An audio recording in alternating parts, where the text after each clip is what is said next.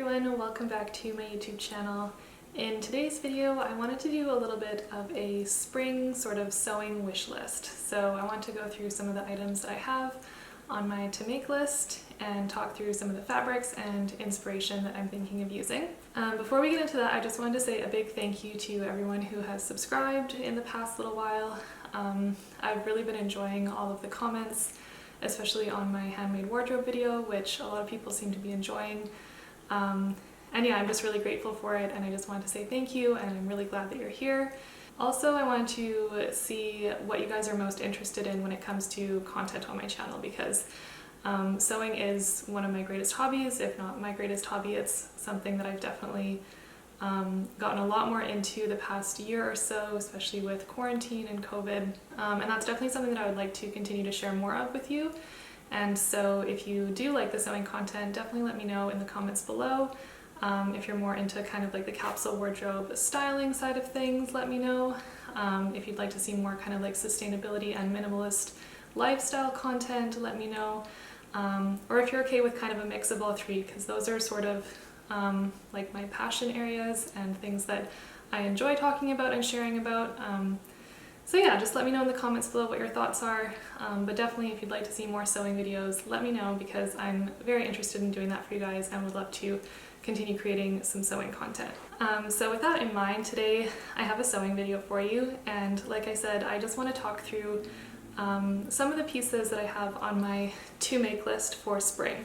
I'm trying to be a little bit more conscious about the pieces that I'm making and bringing into my wardrobe, whether that's like thrifting or when I'm working with sustainable brands or when I'm sewing. And so I thought that kind of doing more of a planned list of pieces that I want to make for a season would kind of help me rein it in a little bit, instead of just kind of looking at everything, picking up fabric without really thinking about specific pieces or patterns that I would like to make. And it's also hopefully going to help me start getting through some of the fabric that I have stashed away in my closet, because during quarantine I've definitely gone a little bit crazy with purchasing fabric and kind of planning different makes and everything like that. So for the moment I've got myself on a bit of a fabric purchasing ban. And most of the pieces that I have on my to make list I already have the fabric for. And yeah, I'm just looking forward to kind of starting to make progress and get through some of these projects and make some beautiful things for spring. So yeah, today I'm just going to show you everything that's on my spring making wish list, and some of the fabric that I already have, the patterns that I'm planning to use, as well as what sort of inspired me for each piece. So let's go ahead and jump into it. And I also have my notes here as well in case I forget anything, as well as kind of the pictures of the inspiration, so I can share them with you here and also put them on the screen as I speak to them. So the first thing that I'll show you are these My Body Model templates, and I think I've shown these to you before in a video, but I think it might have been a vlog, so it was sort of kind of lost in with other content. And so I just wanted to kind of touch base on them again, just because I do use these a lot and I actually am really enjoying using them as sort of a planning mechanism. So these templates were gifted to me by a company called My Body Model, and how it works is you go on their website and they walk you through taking all of your different body measurements, and then they create essentially like a 2D model of you, which you can then print out in a lot of different various formats and use to kind of plan sewing makes and yeah, just draw out like different clothing, how it might look, projects that you are interested in making. And so I've been using these quite a lot to kind of plan my sewing wish lists, I guess, and just sort of have a good overview of the pieces that I'm looking to make, and just remember, you know, for different fabrics that I've picked up, which projects I'm planning on using them for, and also how much fabric I'll need, and maybe even like which inspiration I'm using. So I'll just kind of show you close up.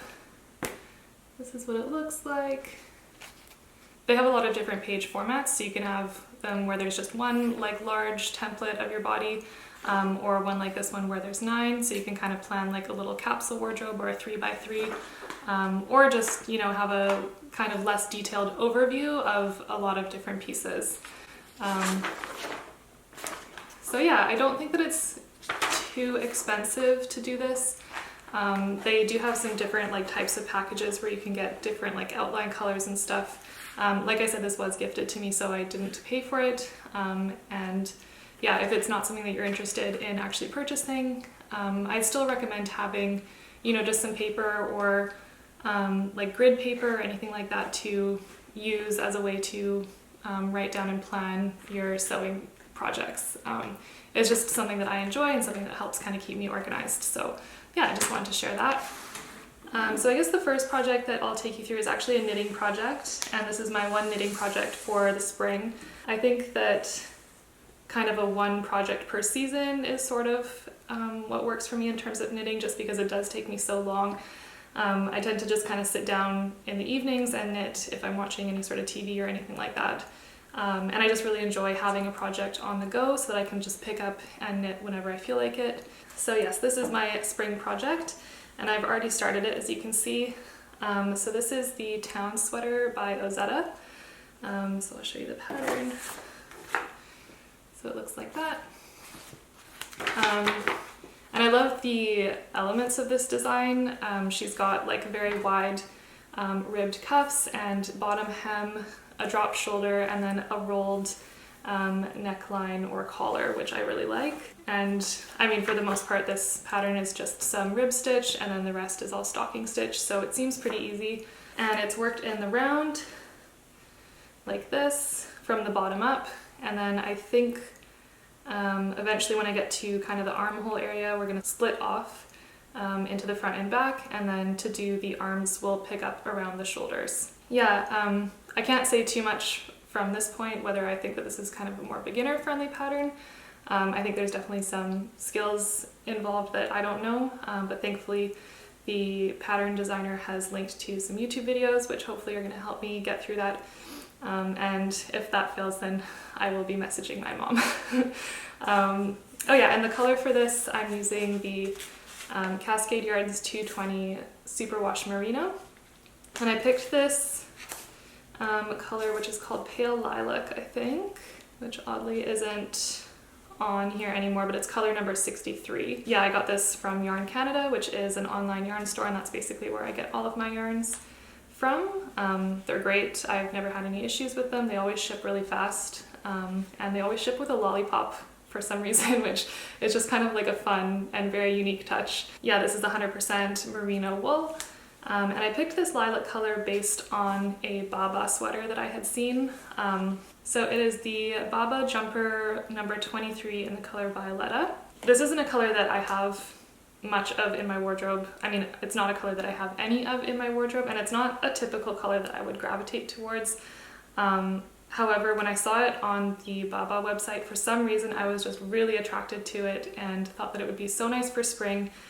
And I actually feel like this, even though it's a very unique color, it would actually go with a lot of the things that I already have in my wardrobe. So I feel like this color would work really well with like navy, with kind of more earthy tones like beiges, browns, kind of rust, and denim, and even things like a green, which we'll talk about later in my makes, as I'm planning on making a green item as well. I feel like this paired with a green is just such a springy, like bright, fun color. When it first came in the box, I was a little bit surprised just because it was a little bit lighter than I was expecting. But as I'm starting to knit it up, I actually think that it's working out really well. I was kind of hoping for a little bit more of like a purpley tone to it, and it just looked, from the ball, it looked so pink. But yeah, like I said, as it's starting to knit up, I'm liking it more and more, and yeah, just really enjoying this pattern. Once you kind of get past the ribbing part on the bottom and just start working the body in stocking stitch, and you're just working in the round, it's very easy to just sit there and kind of like watch Netflix and just knit away and like slowly make progress and have something for your hands to do. Really enjoying this pattern so far, and I'm very excited to see how it's going to turn out. So the next item that I want to make for spring is a dress, and the pattern that I've chosen to use for that is the Brigitte Hummerson zero waist gather dress. And I was really attracted to this pattern just because it is a zero waist pattern and it uses all of the fabric. So I believe it's a 3-meter pattern, and there's no like pattern pieces that you print out. She just provides you with measurements that you mark onto your fabric directly and then cut them out. And it just is so appealing to me as someone who absolutely hates to waste fabric. Like literally when I'm cutting out a pattern, I will try so hard to like squeeze the pieces together so that I'm saving as much fabric as possible and just like kind of pulling some wizardry just to not waste any fabric. And even to the point where like any scrap fabric that I have left over that's maybe larger than like this big, I've kept and thrown into a bag in my closet because I just can't bring myself to part with it and waste it. And I'm sure that I'll find a use for it someday, whether that's like stitching them all together and making some sort of like quilted garment, or just even using them as like stuffing in a pillow or ottoman or something. So yes, this dress pattern is right up my alley. I'm really excited to get started on it, and I actually have two fabrics that I'm planning to use for it. And both of these fabrics are from Blackbird Fabrics, which is a fabric store in Vancouver. So the first one that I ordered is this like very colorful printed one. And this is an abstract print that I believe the in-house designers at Blackbird Fabrics created. Again, this isn't a color that I have a lot of in my wardrobe, or multicolored pieces aren't things that I normally tend to gravitate towards. However, I had seen a dress a while ago from a company called Ray NYC, which is spelled W-R-A-Y, and they had a collared dress called the Dorian Dress. And it was in this like very green fabric with kind of different colors printed on it. And I just loved that dress. It was modeled by one of my favorite Instagrammers, Lydia, to follow, who I will link somewhere around here in the description box below. And yeah, I just really fell in love with that dress. At the time, it was just out of my price range and I just didn't want to spend that much money on a dress. And so I'm just taking the inspiration from that and kind of replicating it, or not really replicating it because the fabric is quite different, but yeah, just kind of taking inspiration from that and trying to make a similar sort of button-up multicolored dress. So the Brigitte Hummerson zero waist gather dress, it comes with a few different hacks that you can actually do to change the dress up, like some gathered sleeves, but I think the overall pattern has a collar that comes down kind of like this and buttons up in the front, and the original pattern buttons up all the way down, although there is a hack to just have the buttons down to the waistline and then have a gathered skirt, which is probably what I'm going to do because I don't have that many buttons. And I just don't think I have the patience to do all those buttons. But yeah, there's also, like I said, a gathered sleeve hack and maybe a couple other ones in there. So for this one, I'll probably just do the original dress just without the buttons going all the way down and kind of see how it turns out. But yeah, very excited for this pattern and for these colors in this fabric. As much as I'm not a multicolor piece or like print sort of person, like I said, I was just really drawn to this, and I do actually like the individual colors that are in the fabric. There's a lot of browns, blacks, there's some like brighter colors as well, but yeah, I just think they all work really well together, and I'll definitely be able to style this with what I have in my closet. So that is dress number one. And then dress number two, I'm planning on making from this black gingham, which again is from Blackbird Fabrics. So this is their gingham Japanese cotton voile. And again, I don't have a lot of prints like this in my wardrobe, but I think a black gingham like this is actually quite a like classic print. And actually one of my best friends on Instagram, Joan, made a gingham dress out of the zero waist gather dress pattern. I think hers was in more of like a brown, sort of like orangey kind of gingham. So yeah, I was definitely inspired by her to pick up some of this fabric and make one for myself. And I'm thinking for this one, instead of just the original pattern, I'm going to try the gathered sleeves and just kind of have like a different twist on it. But yeah, again, thought this was like a very sort of springy fabric, and also something that you could still wear through like colder months if you wanted to layer it over some pants, even over some denim, or like under a sweater with some boots. So next on my pattern list to make for spring is the LB pullover, and this is by Paper Theory Patterns. And the reason why I wanted to make one of these is because, as I'm sure you'll know if you've kind of watched my handmade wardrobe video and seen some of my wardrobe that I've made myself, I'm very attracted to wovens and specifically linen. So I haven't actually had that much experience sewing stretch fabrics as much, or knit fabrics. And so I kind of wanted to branch out a little bit and pick up a pattern that would kind of test my skills and allow me to branch out. So I went with the LB pullover pattern. I think depending on the fabric that you use, it can absolutely be worn like any season. So I'm thinking of doing kind of like a cream sort of jersey knit. And the inspiration for this came from a lovely woman who I follow on Instagram named Christina, and I will link her up here in the description box below. And yeah, if you don't follow her already, definitely recommend her for a lot of sewing, knitting, and slow fashion inspiration. I always love following her makes. And she made the LB pullover, and it's in kind of like a cream color, and yeah, I just really liked it. I loved the shape of it. I loved how the fabric worked with the pattern. So for that pattern, I picked up some hemp organic cotton jersey from Blackbird Fabrics again in the color Bisque. And this one is 53% hemp, 44% organic cotton, and 3% spandex. And yeah, I think that this will be the perfect one for this pattern. It has quite a bit of stretch to it, and hopefully it'll help me get a little bit more comfortable with sewing knits. And I also know that this pattern is one that they say you can also use for a linen as well, which is interesting because it's kind of a turtleneck shape, so I'd be very curious to see what it turns out like in a linen. But yeah, I just liked the fact that I could maybe, if I liked the pattern, sew it in like wovens down the line as well, because we all know how much I love linen. So the next make on my spring wish list is a denim Wixton jacket. So I have some denim that has been sitting around in my stash for quite a while now. This is from Blackbird Fabrics again.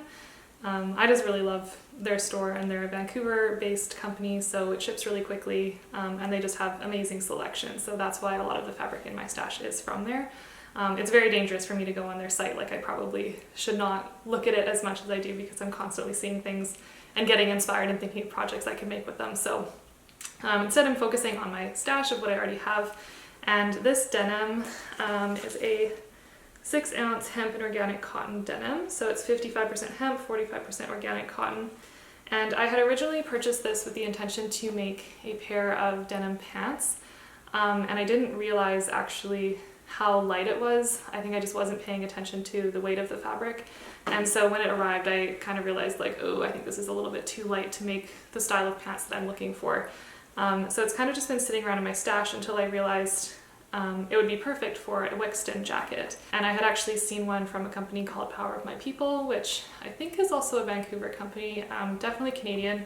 And they are an ethical company, and they make a lot of like beautiful shirts, and they also have a really lovely duster jacket on their website in a denim. And so I kind of had a little light bulb go off and just thought to myself that this fabric would be perfect for a Wixton jacket to replicate that style, which I liked so much. The only problem is I don't really have a lining fabric for this one. And I think my trouble with finding lining fabrics for this jacket is that I hate spending a lot of money or using like a high quality fabric like a linen or something to line a garment. Just because like you won't really see it, and it just seems a little bit of a waste to me. So actually a lot of the Wixton jackets that I've made in kind of linen, I've just left unlined. Yeah, you just don't go through as much fabric that way. It's a lot less expensive. For this one, I think I will have to line it just because the fabric is so light, and I don't think it would really hold its shape as well as I want it to for kind of what I'm envisioning. And I do have some linen in my stash, which I'm thinking of using for this, and then just having it as a reversible jacket, because the Wixton jacket is reversible. So I could kind of wear it two ways. So that's kind of what I'm thinking for this. But if you guys have any tips for lining fabric, like what sort of things you use, where you get them from, like do you thrift them? Do you just kind of pick up like some cheap quilting cotton and that works? I think it would actually be really fun for a jacket like this to have like a funky print pattern on the inside. Yeah, anyway, I would love to know what you think for lining fabrics. But anyway, I think that this fabric will be really nice once it's sewn up into the jacket. And I have 2 meters of this, so I'm hoping that I can do the long version, but we'll see. I might have to get a little bit creative with how I squeeze the pattern pieces onto this fabric. So the next item on my spring sewing wish list is a pair of Anna Allen Persephone pants. And I have been sitting on this pattern for so long. Ever since I made the Pomona pants in linen. I really love those pants and I've made them twice now. I've been wanting to try her Persephone pants, but have just been feeling a little bit intimidated because the pattern does seem quite complex. Yeah, it's just a little bit out of my comfort zone. I do feel confident that I would be able to do it. It's just kind of getting up to that point where I'm ready to actually start it. But I think that they would be a great make for spring, and I'm actually really excited for the fabric that I've ordered for them. So I ordered some forest green, I think it's hemp organic cotton canvas from a company called Earth Indigo, which is again a Canadian company. And I've ordered from them before and really love their organic cotton canvas. Unfortunately, they don't tend to have a lot of selection in terms of like colors and everything on their website. And a lot of the colors do tend to go quite quickly and then don't get restocked for a while. So with them, I kind of feel like ordering is a little bit more difficult, and if you know what kind of fabrics you like from them and then they have them in stock, I'm constantly feeling the urge to purchase them just so that I have them in my stash in case they become unavailable later. And I'll talk about that a little bit more in my next and final make after this one. But anyway, they had some beautiful like dark forest green organic cotton canvas in stock, and so I ordered some of that to finally get around to making my Persephone pants. And yeah, this is one pattern that I was planning to make a more like in-depth video on, not necessarily in terms of the actual construction and like a how-to, just because it isn't my pattern, it's copyrighted, but more of like a overall process of my sewing projects, kind of how I work from start to finish, and also just a review of the pattern.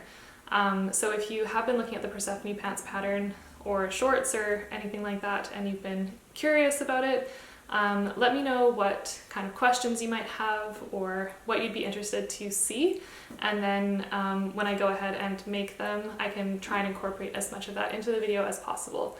And yeah, the inspiration for the color for these ones came from a pair of pants from a company called Beaton Linen, B-E-A-T-O-N. Again, another Canadian, I think Vancouver-based company. And they just recently released their utility pants, which is kind of a style they've had for a couple of years at least, in a beautiful forest green color. And I love these pants so much, but I just can't bring myself to purchase them. I just, at this point, would have to save up a lot. And I kind of feel like now that I've gotten a lot more comfortable with sewing and knitting my own clothes, it sometimes just doesn't feel that right to spend so much on a garment when I could try and make it myself and, you know, have a hobby out of it and enjoy the process. So yeah, while I do take a lot of inspiration from these pieces and these businesses, I do like to try and make as much of it myself as I can, but also still support the businesses by sharing those inspiration with you, so that, say, if you're not a sewer or you're not a knitter and you still kind of like the piece or the look that I'm going for, you could then go and shop and support these brands instead. And it's just another option for a way to kind of get your hands on these styles. So anyway, the utility pant from Beaton is a little bit of a different shape than the Persephone pants. They're not technically like a wide leg pant, but I still just took inspiration from the deep like dark green color of them. And again, I think that's just going to look really lovely for spring, and paired with my lilac sweater, I think it's just going to look like a beautiful little like tulip of an outfit. So I'm very excited for those pieces to come together and to finally put them into an outfit and see how they turn out. Okay, so we are down to my final wish list item for spring.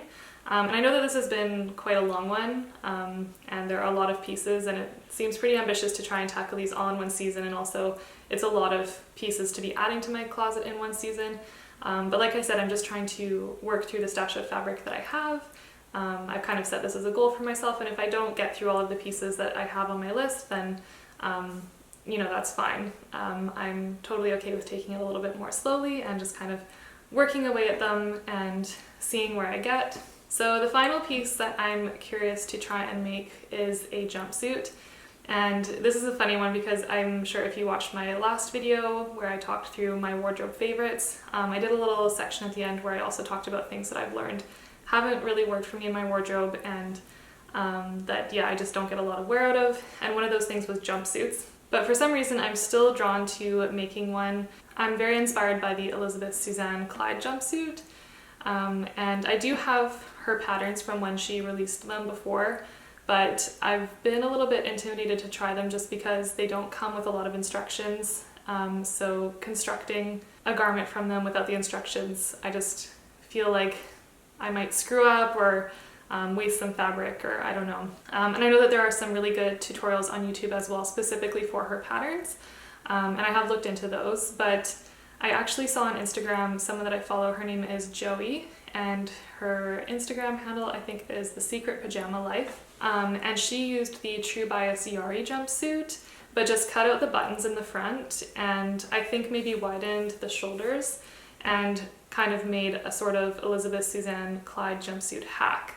And I think the reason why I'm attracted to this jumpsuit in particular is that it has no buttons, it has no like waist ties, no zippers, or anything that you need to get out of. It's just a very simple like pull on, like over the shoulders shape. Yeah, I think that that's why out of any jumpsuit I feel like this one might still work for me and be something that I want to wear.